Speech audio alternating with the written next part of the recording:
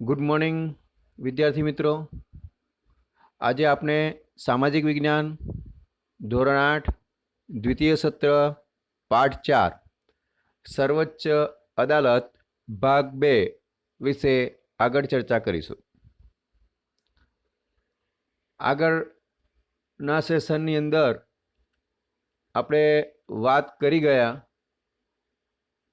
એ પ્રમાણે વિવિધ અદાલતો અને અદાલતો કઈ કઈ જગ્યા પર આવેલી છે અને અદાલતનો કઈ રીતના ન્યાય મેળવાય એ વિશે આપણે ચર્ચા કરી હતી। તેમાં તાલુકાની અદાલત, જિલ્લાની અદાલત, વડી અદાલત અને સર્વોચ્ચ અદાલત એમ સળંગ ન્યાય વ્યવસ્થા છે એ આગળના સેશનમાં આપણે વાત કરી હતી। અને ત્યાર પછી એક કેસ વિશે આપણે જાણકારી મેળવતા હતા। એ કેસની વિગત એવી હતી કે રતલામ મ્યુનિસિપાલિટીએ બનાવેલ નવા રોડની દક્ષિણ બાજુએ કેટલાક મકાનો આવેલા હતા અને આ મકાનોની પાછળ અને કોલેજની હદ સાથે મ્યુનિસિપાલિટીનો જૂનો રોડ અને નવો રોડ સરકારી કોલેજને જોડતો હતો ને આ બંને વચ્ચેથી ગંદા પાણીનું નાળું એટલે કે જેને વોકડું કહેવાય એ પસાર થતું હતું।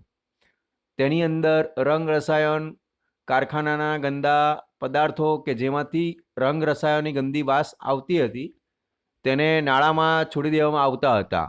આ ગંદકીથી મોટી સંખ્યામાં મચ્છર ઉત્પન્ન થતા હતા। તે સાથે આ નાળાના કિનારા ઉપર આજુબાજુ રહેનારા જાજરૂ અને પેશાબ પણ કરતા હતા અને રાજ્યનું આરોગ્ય ખાતું પણ ખૂબ મોટી સંખ્યામાં ઉત્પન્ન થતા મચ્છરને અંકુશમાં રાખવામાં નિષ્ફળ ગયું હતું। આથી ત્યાંના જે સ્થાનિક રહીશો છે એ રહીશોએ આ ગંદકીને ખસેડવાની ઘણી અરજીઓ કરી હતી, પરંતુ તે વિભાગના અધિકારીઓ ગંદકી ખસેડવાની બાબતે સંપૂર્ણ નિષ્ફળ રહ્યા હતા અને પરિણામે ત્યાંના સ્થાનિક રહીશો એટલે કે સૌ પ્રથમ તાલુકાની અદાલત જેને આપણે સબ ડિવિઝનલ મેજિસ્ટ્રેટી કોર્ટ છે ત્યાં ગયા હતા અને ત્યાર પછી જે આગળની ચર્ચા છે એ હવે આપણે કરીએ। તો સૌ પ્રથમ જે તાલુકાની અદાલત છે એ તાલુકાની અદાલતની અંદર સ્થાનિક રહીશોએ કેસ દાખલ કર્યો હતો। તો સૌપ્રથમ આપણે જોઈએ કે તાલુકાની અદાલતે જે ચુકાદો આપ્યો એમાં શું હતું। તો મેજિસ્ટ્રેટે અરજદારોની તરફેણમાં ચુકાદા આપતા જણાવ્યું કે મ્યુનિસિપાલિટી અને ટાઉન ઇમ્પ્રુવમેન્ટ ટ્રસ્ટ એ બંને ઉપદ્રવ રોકવા નિષ્ફળ ગયા છે, તેથી આ બંને સંસ્થાને તાત્કાલિક ઉપદ્રવ દૂર કરવાનો હુકમ કરવામાં આવે છે અને 15 દિવસમાં પાકી ગટર લાઇન નાખવાની કામગીરી પૂર્ણ કરવી, આવો ચુકાદો તાલુકા અદાલતે આપ્યો।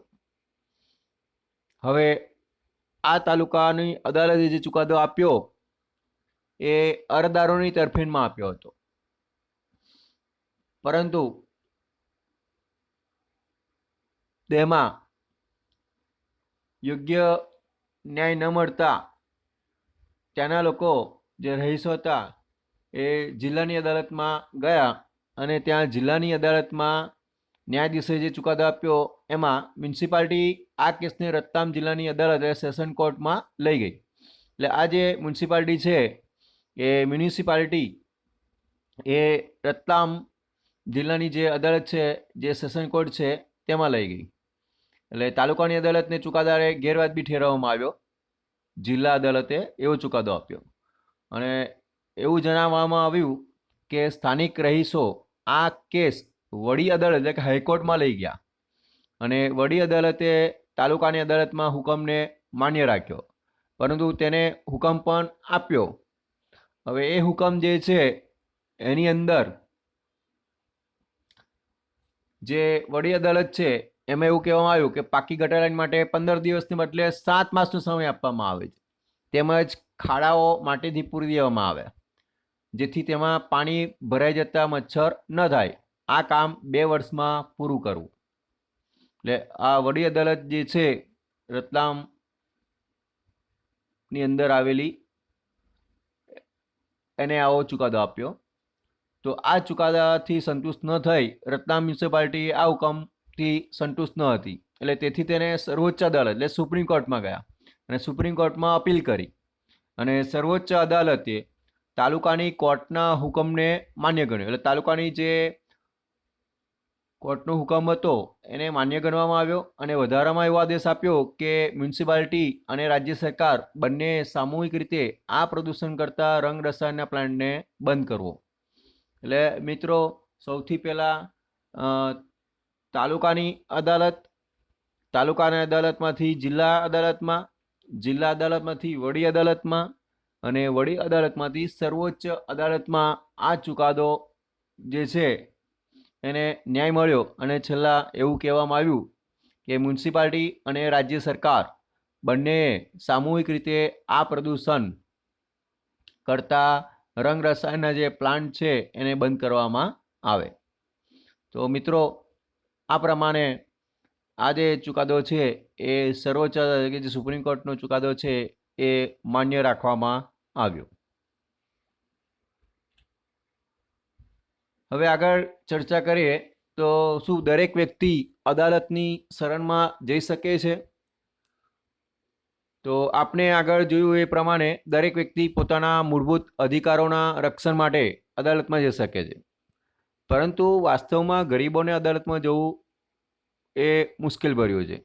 એનું કારણ કે કાનૂની પ્રક્રિયામાં ન કેવળ ઘણા પૈસા અને કાગળોની કાર્યવાહીની જરૂર પડે છે, પત્ર તેમાં સમય પણ વધુ લાગે છે. એટલે મિત્રો અહીંયા જોઈએ તો જે સુપ્રીમ કોર્ટ છે અથવા કોઈ પણ કોર્ટની અંદર જવું હોય તો એના માટે પૈસા જોઈએ અને કાગળની કાર્યવાહી એ પણ જોઈએ અને તેમાં સમય પણ માંગી લે છે. એટલે જો કોઈ ગરીબ આદમી વાંચવા લખવાનું જાણતો નથી અને તેનો આખો પરિવાર મજૂરીથી ગુજરાન ચલાવતો હોય તો અદાલતમાં જવાનું અને ન્યાય મેળવવાનું કામ તેના માટે ઘણું મુશ્કેલ થઈ જાય છે. તો આ બાબત ધ્યાનમાં રાખીને 1980ના દશકામાં સર્વોચ્ચ અદાલતે જાહેર હિતની અરજીની વ્યવસ્થાનો સ્વીકાર કરેલો છે ને આ રીતે સર્વોચ્ચ અદાલતે ન્યાય વધુમાં વધુ લોકો સુધી પહોંચી શકે તેવો પ્રયાસ પણ કરેલા છે. તો આ ન્યાયતંત્ર તરફથી કોઈપણ વ્યક્તિ અથવા સંસ્થાને એવા લોકો તરફથી જનહિતની અરજી કરવાનો અધિકાર આપવામાં આવ્યો છે કે જેના અધિકારોનું ઉલ્લંઘન થઈ રહ્યું છે. એટલે જે કાયદાનું ઉલ્લંઘન થઈ રહ્યું હોય, અધિકારોનું ઉલ્લંઘન થઈ રહ્યું હોય તો તમે જનહિતની અરજી એટલે કે જાહેર હિતની અરજી તમે કરી શકો છો અને ત્યાં અરજી વડી અદાલત અથવા સર્વોચ્ચ અદાલતમાં જ કરી શકાય છે. વડી અદાલત એટલે કે હાઈકોર્ટ અને સર્વોચ્ચ એટલે કે સુપ્રીમ કોર્ટ. એટલે હાઈકોર્ટ અને સુપ્રીમ કોર્ટની અંદર તમે આ અરજી જાહેર હિતની અરજી કરી શકો છો. 1980ના દાયકા પછી જાહેર હિતની અરજીના માધ્યમથી ઘણા બધા મુદ્દા પર લોકોને ન્યાય પણ આપવામાં આવ્યો છે. મજૂરોને અમાનવીય શ્રમથી મુક્તિ આપવા માટે જાહેર હિતની અરજીનો ઉપયોગ પણ કરવામાં આવ્યો હતો. આ જાહેર હિતની અરજીનું પહેલું ઉદાહરણ છે. અને બીજું ઉદાહરણ કે બિહાર જેલમાં સજા ભોગવ્યા પછી પણ છોડી દેવામાં નથી આવ્યા તેવા કેદીઓને છોડાવવા માટે પણ જાહેર હિતની અરજીનો ઉપયોગ પણ કરવામાં આવ્યો હતો. એટલે આ બે મુદ્દા છે કે જાહેર હિતની અરજી જે છે એ મજૂરોને અમાનવીય શ્રમથી મુક્તિ આપવા માટે કરવામાં આવ્યો હતો અને બીજું બિહાર જેલમાં જે સજા ભોગવ્યા પછી પણ તેમણે લોકોને છોડી દેવામાં ના આવ્યા તો તે એ કેદીઓને પણ છોડાવવા માટે જાહેર હિતની અરજી કરવામાં આવી હતી. આ ઉપરાંત ન્યાયતંત્રને જ્યારે એમ લાગે કે જનસમૂહના કોઈ વર્ગમાં માનવ હકોનો ભંગ થઈ રહ્યો છે તે મુદ્દો તે પોતે પોતાના ધ્યાનમાં લઈ જરૂરી ન્યાય જાહેર હિતમાં આપી શકે છે. મૂળભૂત હકો સાથે તેના અમલના ઈરાદાથી દાખલ કરવામાં આવતી જાહેર હિતની અરજી જો અયોગ્ય હોય તો આ અરજી કરનાર વ્યક્તિ કે વ્યક્તિઓ કે સંસ્થાને સર્વોચ્ચ અદાલત દંડ પણ કરી શકે છે. એટલે મિત્રો અહીંયા જે મૂળભૂત હક્કો છે એના સાથે તેના અમલના ઈરાદાથી દાખલ કરવામાં આવતી જાહેર હિતની અરજી અયોગ્ય જો લાગે તો અયોગ્ય અરજી પર જે અરજી કરનાર હોય તે વ્યક્તિ અથવા જેટલા પણ વ્યક્તિ હોય તે અથવા તો જે સંસ્થાએ આ જાહેર રીતની અરજી કરી હોય તો એ લોકો માટે દંડ પણ થઈ શકે છે. એટલે જાહેર રીતની અરજી જે છે એ અયોગ્ય હોવી જોઈએ નહીં. ત્યાર પછી મિત્રો અહીંયા જે સરકારી સહાયતા પ્રાપ્ત શાળાઓ છે એમાં બાળકોને બપોરે જે ભોજન આપવામાં આવે છે તેને મધ્યાહન ભોજન કહેવામાં આવે છે. અને આ મધ્યાહન ભોજન જે છે તેની વ્યવસ્થા પણ એક જાહેર રીતની અરજીના ફળ સ્વરૂપે થયેલી છે. તમે આ ચિત્રમાં જોઈ શકો છો. તો આ ત્રીજો મુદ્દો છે મિત્રો કે જાહેર રીતની જે અરજી છે એ સરકારી સહાયતા પ્રાપ્ત જે શાળાઓમાં બાળકો જે ઘરેથી એના મા બાપ ખેતમજૂર કરતા હોય અથવા તો કામ પર જતા હોય અને બાળકો શાળાએ આવતા હોય ઘણી દૂરથી ને એ લોકોને બપોરનું જમવાનું પણ ન મળતું હોય તો એના માટે સરકારે મધ્યાહન ભોજન જે સરકારી શાળાઓ છે એ સરકારી શાળાઓમાં આ મધ્યાહન ભોજન આપવામાં આવે છે. તો આ પણ એક જાહેર રીતની અરજીના ફળ સ્વરૂપે જ આ મધ્યાહન ભોજન શરૂ કરવામાં આવેલું છે મિત્રો. તો આ સાથે જ મિત્રો અહીંયા આ પાઠ પૂરો થાય છે. ફરી મળીશું નવા ટોપિક સાથે. મિત્રો અહીંયા જે વિડીયો આપવામાં આવેલો છે એ વિડીયોને 2 થી 3 વખત જુઓ. ચોપડીમાં જે પાઠ આપવામાં આવેલો છે એ પાઠને 2 થી 3 વખત વાંચો તો વધુ વ્યવસ્થિત રીતે તમે સમજી શકો છો અને વધુ સરળ રીતે તમે આના જવાબો પરીક્ષામાં લખી શકો છો મિત્રો.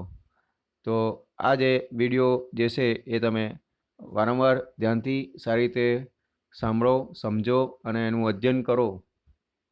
Thank you.